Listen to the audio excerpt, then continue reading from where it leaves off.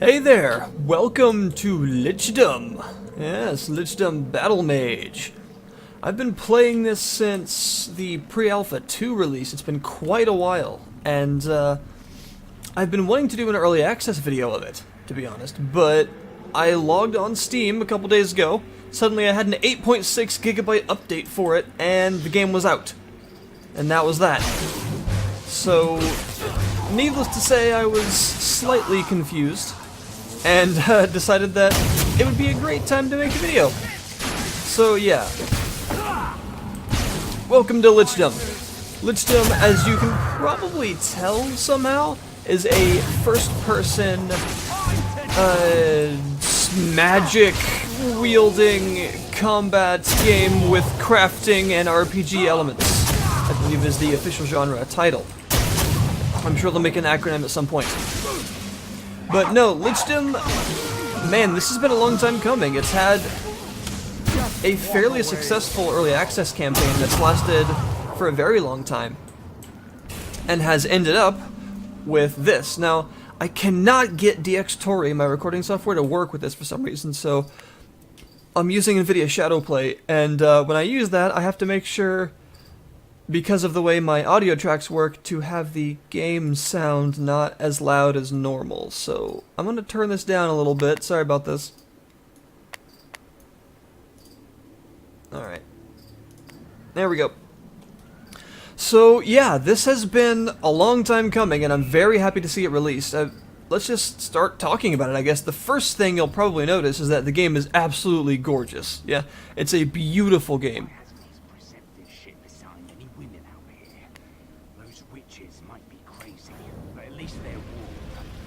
Right. Suck it up. If you start talking about women to the count, you wind up on the dinner table. Ha! So, the game itself, has, is something I've been looking forward to a lot. This is, I play a mage, oftentimes, in games like this, and to see a game completely focus on the whole magic thing made me pretty excited, so to start with, yeah, it's a CryEngine 3 game, so it's absolutely gorgeous. The game is beautiful. The texture quality and texture resolution just in general is very, very good. I mean, look at these, like, the game is very, very pretty. And that goes for pretty much all of it. This is, oh, I've never noticed the shattered moon up there. That's freaking cool. Wow. Alright, yeah, anyway. The game, the particle effects, lighting effects, character models, enemy models, animation quality, it's all just very good. The game is extremely good looking, and they've obviously put a lot of work into crafting the visual part of the game, because it's just, I can't get over sometimes how pretty it is. Particle effects in a game like this are very important. And lighting effects and things, you know, the spell effects, the sound design, very good voice acting, very, very good sound design on the spells and things. Yeah, the game is like AAA quality package, even though it's an indie title. I said to myself, if I follow the trail of smoldering corpses, I bet I'll find that dragon. And here you are. So you decided to surprise me. Who the hell are you? Gently now. Our mutual benefactor sent me to compliment your investigation. Left hand and right hand, all that. Roth has a strange sense of humor. I don't need a pretty boy. A privileged childhood and flawless complexion are only two of my advantages. If you couldn't see me coming, I assure you the cult won't either. They're more likely to hear you. Did they know about Shax? How did he get away from them? There you go, there's an example of the voice acting and stuff. Ooh, a bloop.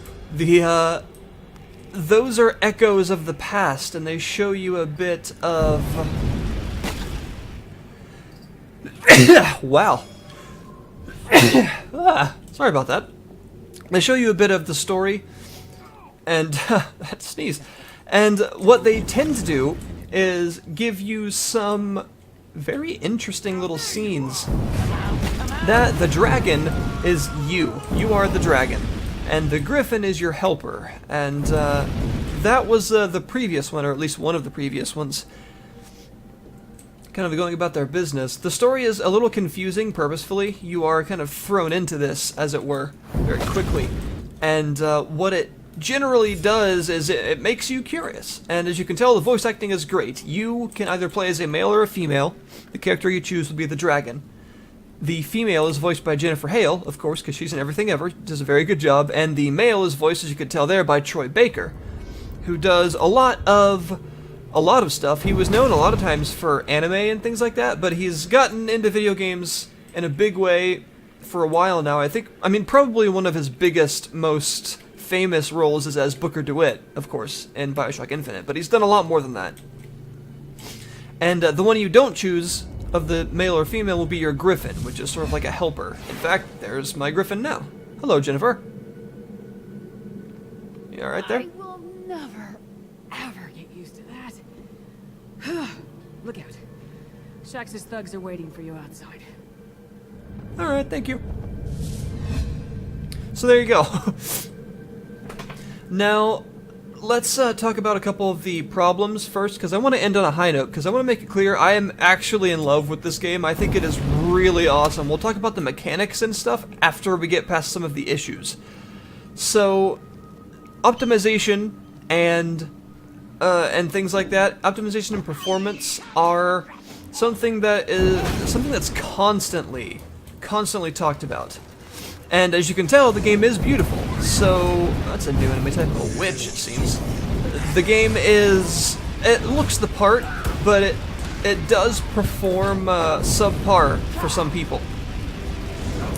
Now, I'm actually running it maxed out at a rock-solid 60 FPS, but I have a very powerful system. Yeah, I'm using a powerful i7 quad-core processor and a GTX 780 Ti. So, as far as, you know... Okay, as far as performance goes, it works alright for me, but not for everyone. It does have the little AMD splash scene when you first start, which tells me that it's probably better optimized right now for AMD cards than it is for NVIDIA cards, so that's something to beware depending on what, what particular kind you happen to use. But more or less, it's a bit of a mixed bag for some people. Some people are experiencing pretty awesome performance, and some people are experiencing some not so good stuff. Now, most of the problems I've seen seem to be on the AMD, or the NVIDIA side, sorry. Just to be expected, but it isn't like Watch Dogs level of bad performance. It's good, but some people are experiencing some issues, and of course it does look the part. It does look very good, so something to beware. Do a little bit of research on the forums if you wish for the card that you have, and see if people are reporting any issues with it. Let's see. Next would be the fact that it heats up graphics cards a bit. Now, I'm running this with VSync because of this, just to make sure, but the game really heats up the graphics card I'm using in a big way. Now, it doesn't even... I don't know, it heats up to anywhere from about 65 to 70 degrees sometimes, which is really hot. That's hotter than I would like to run it. And even a game like, say, Battlefield 4, which is notoriously, system hoggy, at max settings, doesn't heat up my graphics card that much. So that's something. I don't know if that's just my problem. I have very good ventilation, my card is clean, my computer is clean, I just cleaned it out, literally yesterday. And, yeah, it runs pretty hot. So I don't know if that's a problem with the game or what, but it's something to consider. I'm back, and I have news. Sometimes those things drop the frame rate a little bit when you look at them, but... Count Shax himself is up to his earlobes in the cold. The Lord Protector of this land hunted his people like antelope, and now he's butchering them like oxen. Oh, well, that's just lovely. First we get these people out of here. Then we put him down. Yep. Hello. There's another reliquary in the village down by the water. Oh! Reliquaries give you new spell The types. last dragon and griffin got a lot of people out before the worst of it. If It only they'd seems so. finished the job. This was years ago, right? Yeah. they're still alive somewhere. But if they were, Roth wouldn't need us, would he? Who knows? We haven't seen the whole story just yet. And that's the real theme of the game so far. You haven't seen the whole story just yet. There's a lot of uncertainties and things with the characters, which I like. So, mechanics-wise, the game is actually, it's got a lot of depth. It has one of the most in-depth spellcrafting systems I've ever seen, which I'll detail in a few. Now, you have 3 main types of spells at any given time, with each sigil you have equipped. Now, the sigil is basically an element. As you can tell, I have 3 here. In the bottom right corner, I have fire, corruption, and lightning equipped. There are many more than that. And each one will have 3, so you'll have a targeted spell, which is this. You'll have a shield, which can trigger a nova, depending on the type of shield you have equipped, and an AoE. And there are various types of each, and basically that means you'll have 9 spells equipped at any given time, once you have at least 3 sigils. And the sigils, again, which basically are the elements in question, change a lot. So I'm supposed to go that way, so I'm going to go this way first.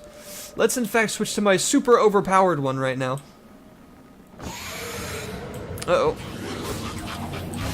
Now, the particular shield I have equipped does not let me use a certain function called a galvanize, so I have to rely on doing this.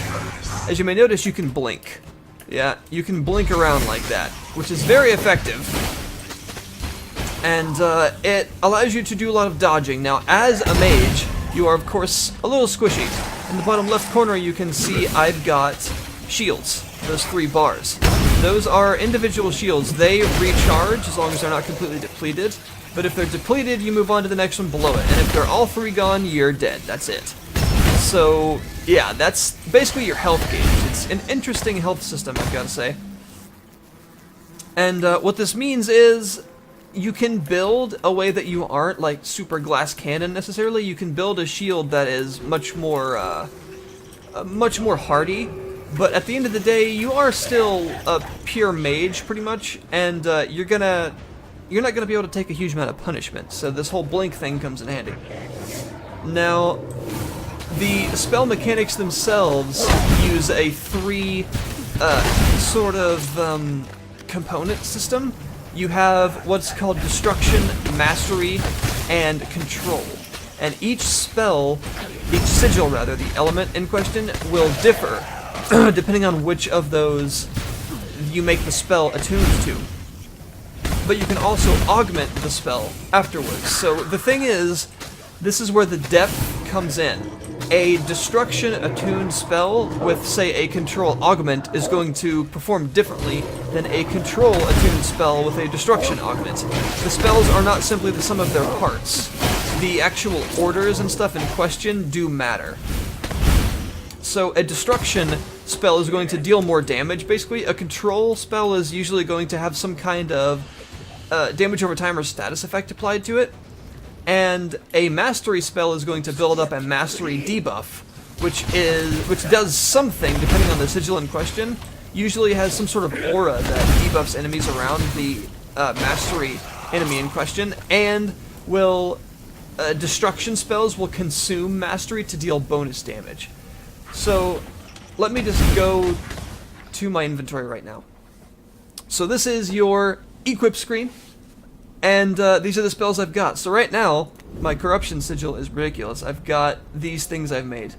So this, for example, is a destruction attuned spell, which means it deals damage, a lot of damage, and it, well, corruption. Basically, I'm Sarah Kerrigan, I think, right now, a male Sarah Kerrigan, and I'm Booker Kerrigan. So yeah, you can see here you have a lot of detail on what each of these spells will do.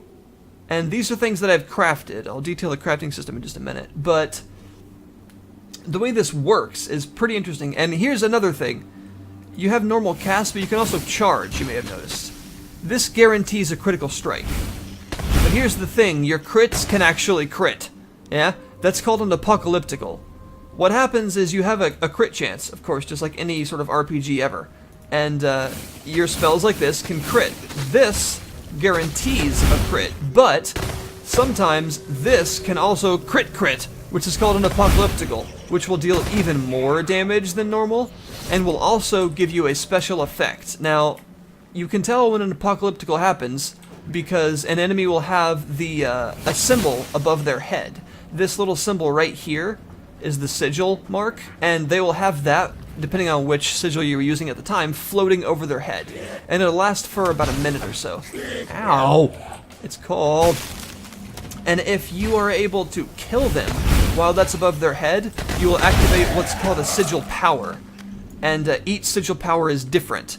In the case of corruption, whenever I use the Nova, which is this, I will shoot out a swarm of bees. Yes, bees. With fire, the Nova will create a wall of flame in front of you. With lightning, it'll change this into an actual, like, instant hit bolt of lightning that'll do a ton of damage and change between targets a lot better. So you'll just be striking targets just all over the place with it. So every sigil has a sigil power, and that's how it activates. So a critical crit, when your crits critically, it's called an apocalyptical, and that is what will happen. It's actually kind of a necessary component to understand, and the game has a lot of these terms. So let me show you this journal. This is very useful. Basically, it has, just look at this craziness, it has a huge amount of information about each part of the game, and each of these is something you can click on. I love this. This is amazing, because it uses some pretty complex systems, and instead of making you memorize a bunch of stuff or like look at a wiki all the time, it has information in the game available to you at any point. Yeah. So this is a crit, the apocalyptical, and you get a sigil power from it. And this explains what I just explained, and you can, you know, see everything. It even has information on the sigils you have, which is very cool. It tells you the sigil power. So let's see, a swarm of locusts, yes. And it tells you what a destruction-attuned corruption spell will do, and it even tells you if you add a control augment to a destruction spell, it will do things like this. And it tells you what each of them does for every single element you can get. That's amazing. The systems are pretty complex, so actually having this information available to you in the game at any point is really, really nice. So that I love. Now, also let's talk about this, your shield. Now, this is different from this, yes? This is something that you'll equip right here. As you can see, the Nova spell is actually influenced by this. The shield that you have on right-click, of course, changes with each sigil. These are your shields, as in your health gauge, basically. And I've actually got a legendary right now. There are 3 different types. There are agile, strategic, and another one that I forget. And basically, this one, the agile type, you don't have what's called a galvanize, which is, you see that little burst there? When I first blocked, there's a sort of burst of energy.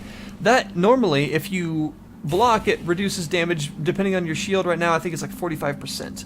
But if you block the attack just at that moment, it's called a galvanize. And what it will do is reduce the damage by 100%, so you won't take any damage from that attack, and it will release your Nova spell. In other words, this. It will release it when you do that. Now, this particular type of shield pattern I'm using called Agile does not have Galvanize, so you can't do that. But it allows you to do a charged blink instead, which releases your Nova, and it allows me to blink as many times as I want. Yeah? Normally, you can only blink 3 times. So, there are 3 different types of shields have trade-offs, which is really cool, that differ the actual usage of the shield itself, which is really neat. I like that a lot. Alright, we're gonna do one of these crazy treasure things. These machines generate a bunch of undead and give you really good loot if you're able to defeat a horde of enemies. The level design is another thing to talk about. The level design is... it's a linear game, yes, although you can fast travel from those, you saw those blue pillars, they're kind of like checkpoints. When you die, you'll return to the latest one. And they're also allow you to change which sigils you have equipped fast travel between other ones you've discovered before, and things like that. So these things get kind of tough sometimes, but yeah. What you're generally going to be doing in these levels is a fair amount of exploration anyway, because there's a lot of loot and things. As you saw, there's a lot of crafting components I've been getting.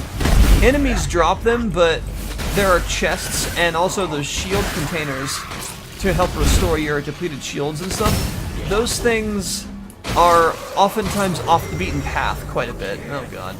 Oh god.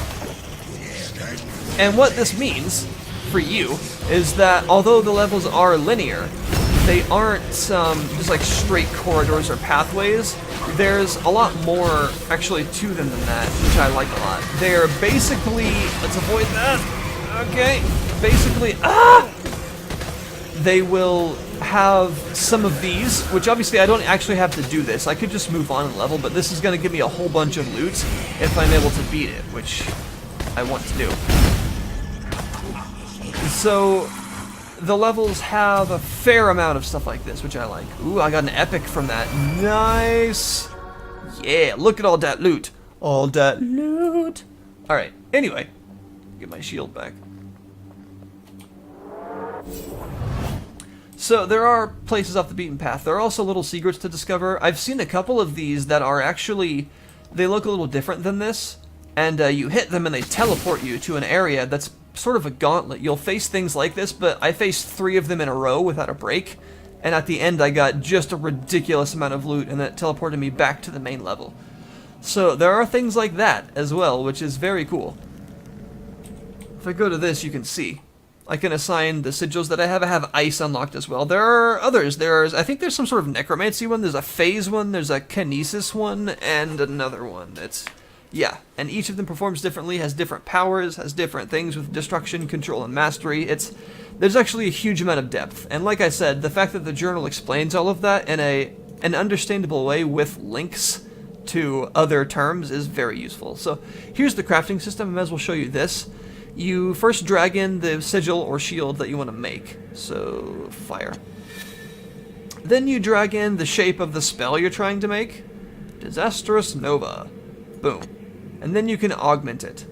And this one only has 1 augment, but as you can see, they go up to 5.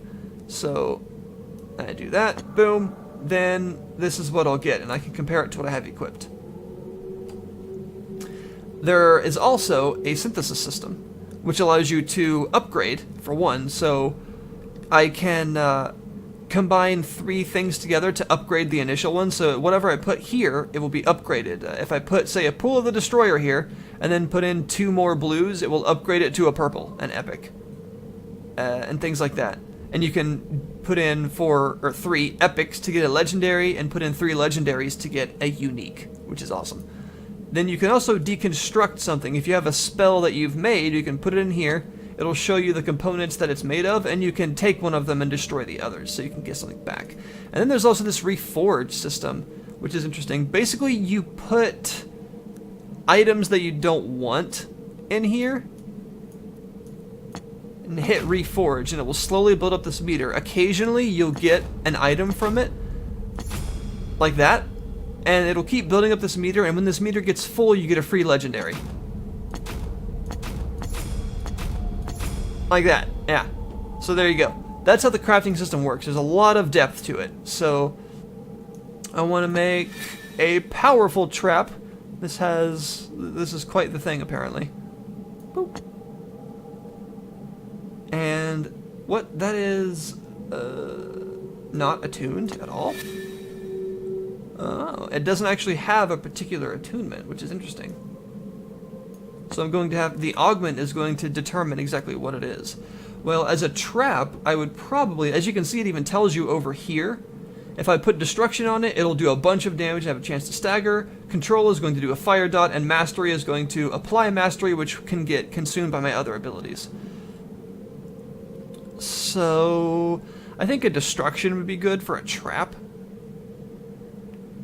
We'll do, let's see, focus, destruction. That's a lot of damage, wow. And it also consumes mastery, which is As you can see, this can consume up to 420% mastery when it crits, which will do a huge amount of damage. So we're going to put on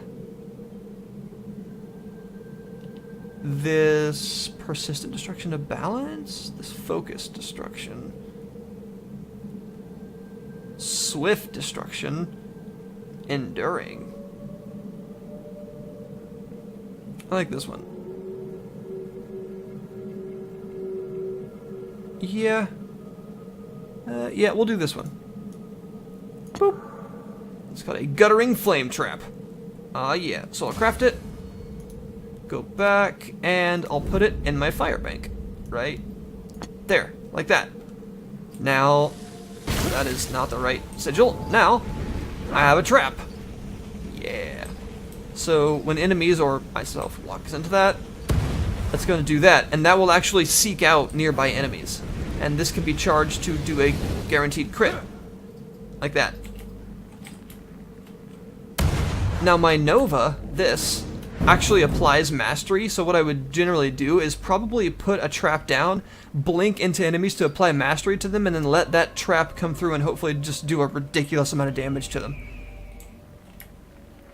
So this is how the game goes. Again, it is a linear, story-driven experience. You're not gonna see, like, you know, this isn't an Elder Scrolls game. This isn't like a huge open-world thing.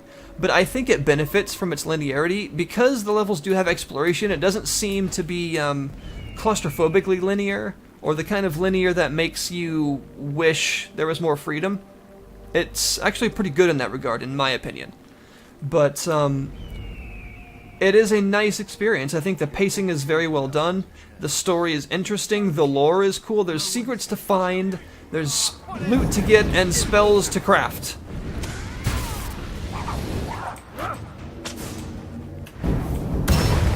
Yeah, a bunch of damage. Nice. So there's a little combo for you. And again, the spell casting and crafting system is extremely in-depth. There are various shapes, so you get a lob shape, which does that. There is a normal shape, which does this. There is a ray shape like that. There are traps, pools, AoEs, novas. Yeah, the spellcrafting system is actually hugely in-depth and very, very fun. I love the fact that spells are not just, like, you know, sums of their parts. Whoops.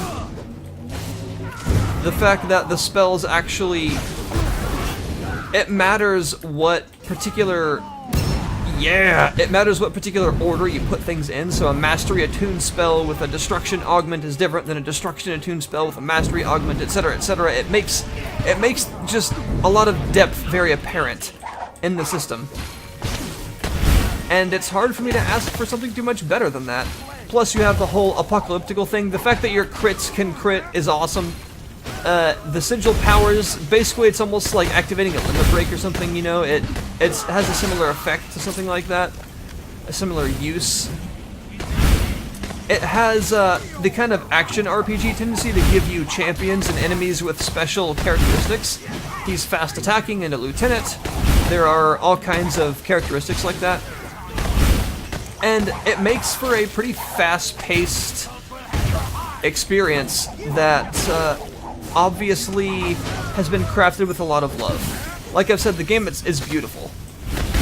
And it plays very well. It's extremely satisfying to cast these spells. And that's down to the damage numbers are fun. You know, it's always good to see your damage numbers pop up. The spells are interesting. They have very good visual effects. You know, the particle effects and things are very, very pretty. Very good looking. The spells have very good sound assets, with each spell having different ones. Visually, I mean, look at this. It, like, lightning will crackle over surfaces that this passes near. Like that. That's really cool looking. That's awesome. And every sigil has different effects like that. It's just little bits of nuance in the appearance of the spell. The spells feel powerful. There's a huge amount of variety in the crafting system and the way that the spells will actually work. It makes you feel powerful. You know, you're blinking around, you're doing all kinds of stuff, and it's just a very satisfying combat experience, in my opinion. So they've nailed that down very well. The developer's name is Xaviant, and I think this is their first foray, really.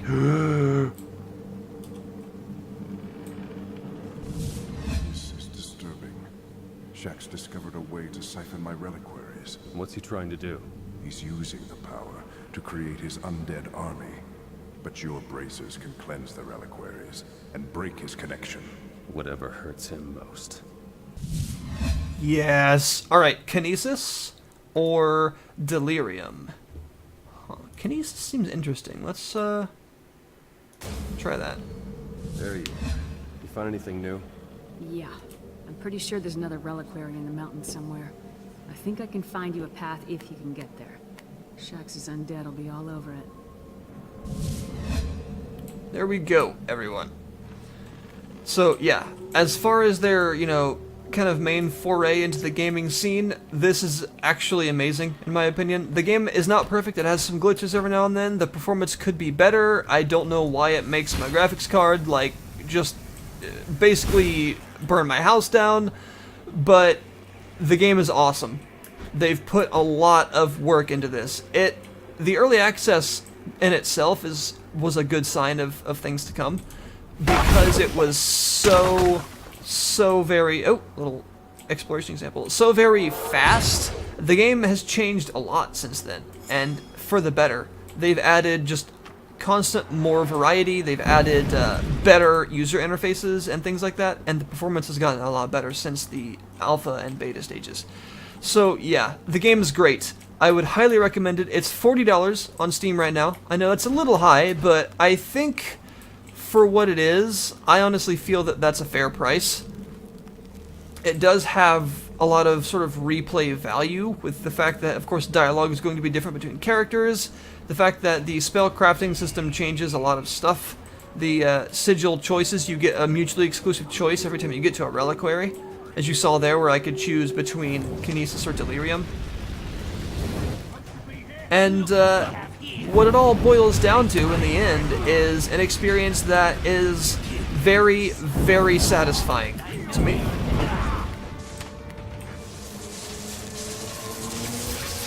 Yeah. And overall, I'm enjoying it a lot. Plus, your crits can crit. I mean, come on. A critical is probably the best mechanic they could have thought of. So there we go. This has been Lichdom Battlemage, everyone. I'll link you to the description, in the description rather, below this video, to the store page. And you can decide for yourself, by watching this hopefully, if it's something you think you would enjoy. I find it very enjoyable. Ah, crap. I think it's awesome. I think the game is hugely satisfying, and could hardly have expected it to come out this early, in such a good state, but it is in a very good state. The actual performance is something to consider, though. So, there we go. I think that's enough for now. Let me go ahead and see what Kinesis is like, though. I shall, for now, replace, I don't know, lightning is awesome. Oh man, that's a hard choice. Oh no! Let's replace fire for now with Kinesis. Let's see what this is like. This is without any sort of crafted spells. This is just the basic spells, but your shield looks cool.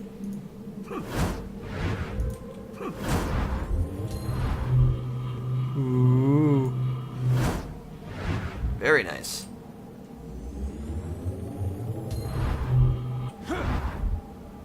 Huh.